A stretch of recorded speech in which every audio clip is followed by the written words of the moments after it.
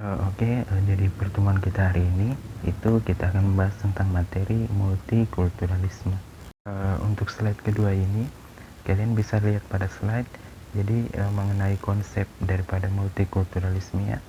Jadi secara harfiah, itu multikultural itu mempunyai arti sebagai berbagai macam budaya dalam suatu wilayah atau masyarakat. Ya, jadi ada berbagai macam paduan budaya di dalam suatu kelompok masyarakat yang menyatu ya. Jadi dalam konteks Indonesia ini, itu multikultural itu dipahami sebagai kebinekaan yang berarti perbedaan. Ya, jadi contohnya seperti ini.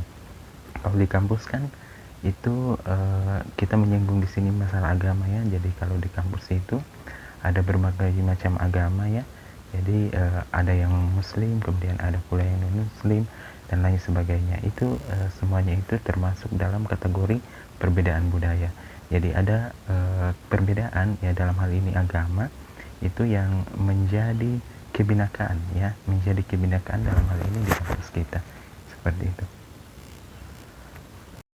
Nah, untuk slide ketiga ini masih terkait dengan konsep multikulturalisme. Jadi kalau dikatakan masyarakat itu bersifat multikulturalisme, berarti dia bersifat heterogen ya. Jadi dia bersifat bukan homogen. Jadi ada heterogen, maksudnya di sini ada berbagai macam perbedaan di dalamnya. Nah, di mana di sini pola hubungan antara sosial, secara sosial ya, antara individu di dalam masyarakat itu harus bersifat toleran dan harus menerima kenyataan untuk hidup berdampingan secara damai. Jadi dalam hal ini ada beberapa perbedaan budaya, baik dari segi etnis, agama dan lain sebagainya itu yang berbeda sebenarnya, tapi mereka mencoba untuk menyatu. Yang mereka mempunyai satu visi, sama-sama tujuannya adalah untuk bisa hidup secara berdampingan. Nah, perbedaan-perbedaan ini itu harus melekat tiap etnis, baik secara etnis maupun politik ya. Nah, bisa dikatakan juga bahwa multikulturalisme ini itu merupakan suatu konsep yang membawa masyarakat dalam suatu kerukunan dan kedamaian tanpa adanya konflik dan kekerasan.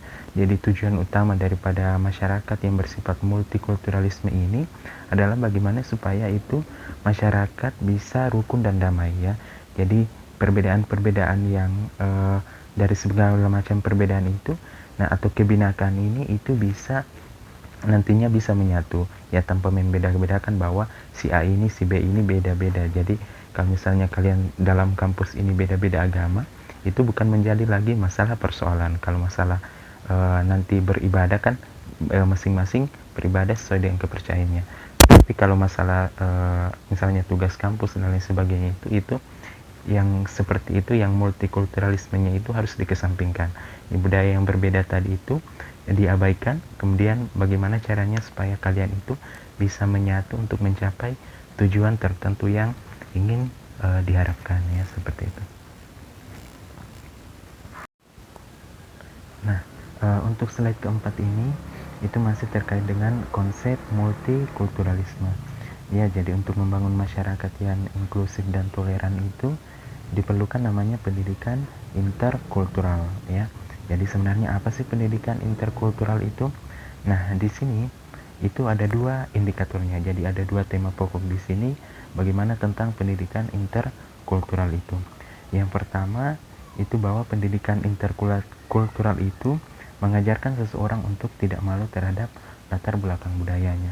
Jadi apapun budayanya, apapun budaya di daerahnya ya, misalnya dia berasal dari daerah Mamasa atau Maluku atau Papua, dia tidak malu terhadap budayanya. Jadi walaupun dia ke Makassar untuk kuliah dan dia melihat budaya di Makassar itu sudah maju pesat, dia tidak malu terhadap budaya di daerahnya ya, seperti itu. Jadi dia tidak minder terhadap budayanya, bahwa dia berasal dari daerah ini ya, seperti itu. Nah, kemudian yang kedua yaitu pendidikan interkultural itu mengajarkan tentang sikap toleransi. Jadi terhadap perbedaan-perbedaan ras, agama dan budaya itu, dia mengerti bahwa ada toleransi yang nantinya harus dikembangkan untuk hal demikian itu ya. Jadi misalnya di kampus dia melihat berbagai macam budaya ya, jadi ada budaya yang berasal dari misalnya Mamasa, kemudian dari Papua tadi, dari Maluku, kemudian perbedaan agama juga, itu tidak menghalanginya untuk dia bersifat toleransi.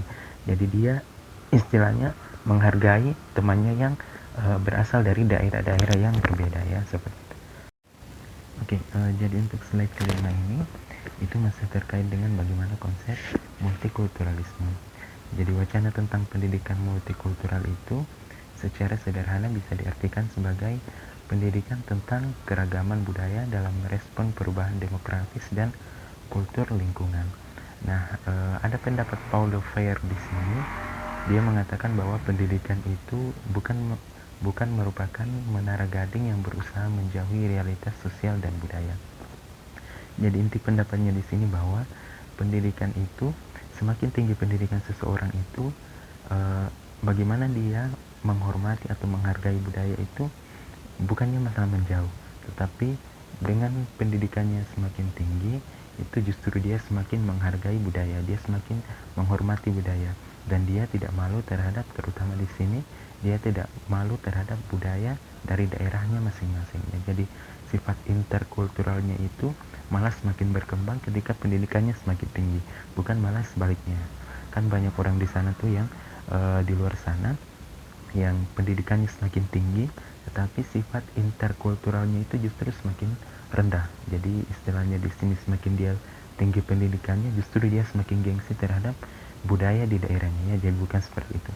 Dalam psikologi pendidikan itu, sosiologi pendidikan ini, itu kita diajarkan bagaimana semakin tinggi pendidikan kita, terutama kalian nanti nanti kalau kalian sudah sarjana, sifat interkultural kalian itu nantinya juga semakin berkembang. Jadi kalian tidak malu terhadap budaya daerah kalian masing-masingnya, seperti itu.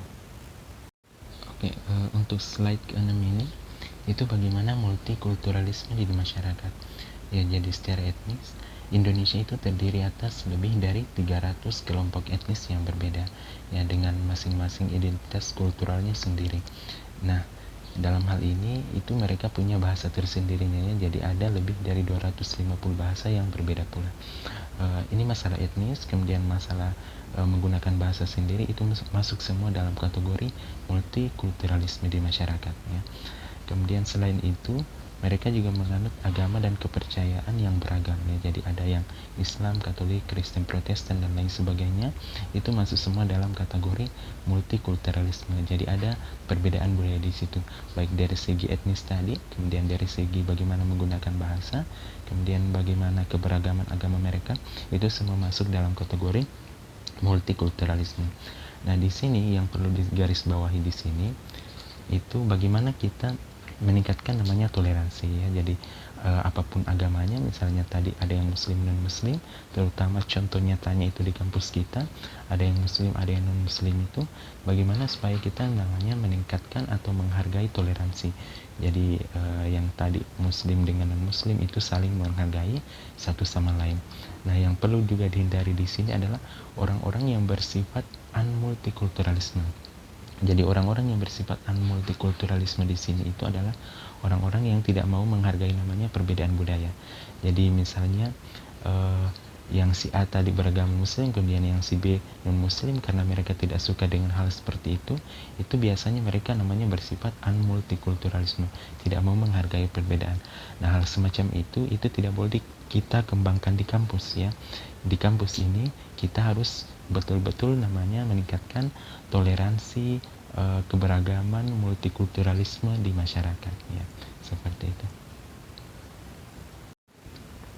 Oke, untuk slide ke-7 ini itu bagaimana hubungan antara pendidikan dengan multikulturalisme. Jadi pendidikan merupakan lapangan sentral dalam upaya menerjemahkan nilai-nilai, gagasan, kemudian sikap dan tindakan sosial yang mencerminkan bagaimana kehidupan yang bermoral dan bermartabat. Jadi bagaimana seseorang itu dilihat dari pendidikannya, ya kita lihat bagaimana gagasannya, kemudian sikapnya, tindakannya dalam bermasyarakat. Kalau misalnya pendidikannya sejalan dengan sifat multikulturalismenya, berarti dia mau menghargai nilai-nilai, kemudian gagasan, sikap yang mencerminkan kehidupan yang bermoral dan bermartabat. Sebaliknya itu banyak orang yang istilahnya bersifat multikulturalisme. Jadi walaupun pendidikannya tinggi, tetapi sifat multikulturalismenya itu tidak sejalan. Jadi semakin banyak orang di luar sana itu pendidikannya semakin tinggi, tetapi justru dia tidak mau menghargai namanya perbedaan budaya. Bukan seperti itu ya.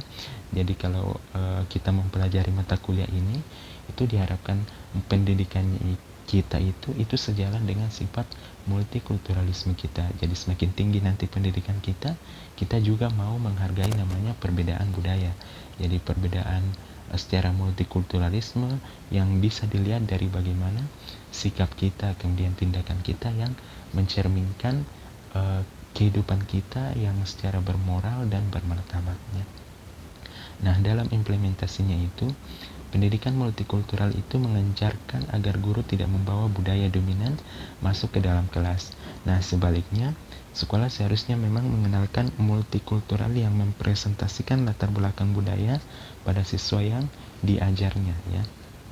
Jadi ketika guru sudah masuk kelas ya, atau ketika dosen sudah masuk di ruang perkuliahan, itu sifat multikulturalisme itu dalam hal ini membeda-bedakan antara mahasiswa yang satu dengan mahasiswa yang lain karena perbedaan budayanya itu harus dihilangkan ya. Jadi bukan berarti ketika seorang guru memberikan nilai atau dosen memberikan penilaian kepada mahasiswanya, dia mengatakan bahwa saya memberikan nilai tinggi kepada mahasiswa ini karena dia berasal dari daerah yang bagus, kemudian saya memberikan nilai yang jelek kepada mahasiswa ini karena budayanya yang tidak bagus ya. Jadi bukan seperti itu.